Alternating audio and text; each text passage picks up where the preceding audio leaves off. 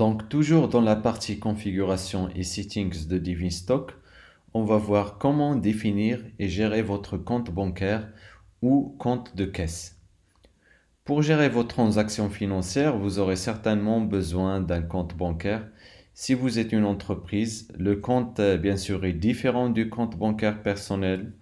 Ou bien sûr, au moins, vous aurez besoin d'un compte caisse pour la gestion des paiements en espèces cash si vous êtes un point de vente commercial.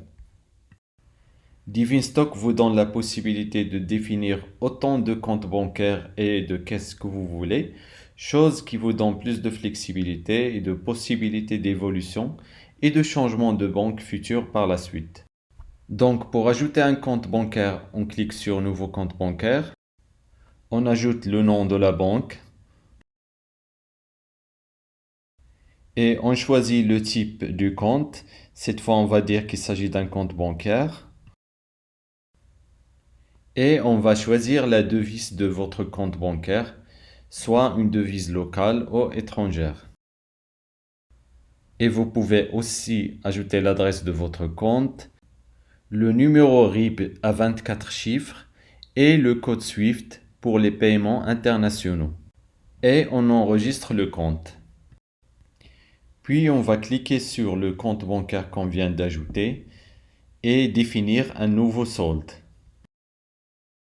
Vous allez pouvoir lister le compte et suivre son solde si vous faites une importation de vos relevés bancaires pour une conciliation pour comparer les enregistrements entre DivinStock et la banque. Et vous allez aussi retrouver les états de la banque dans le tableau de bord.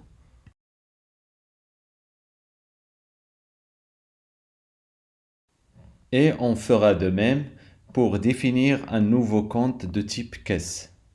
La différence est que le compte caisse va nous gérer l'espèce, tandis que le compte bancaire va nous gérer les transactions bancaires qui sont de nature traçable. On enregistre le compte caisse et on va faire de même pour définir un nouveau solde. À noter bien sûr que pour un compte caisse, on va pouvoir changer le solde de manière manuelle chaque jour ou semaine. Cela dépend de la manière dont vous gérez votre activité et sans se soucier du suivi du détail. Donc le nouveau solde va être le solde courant.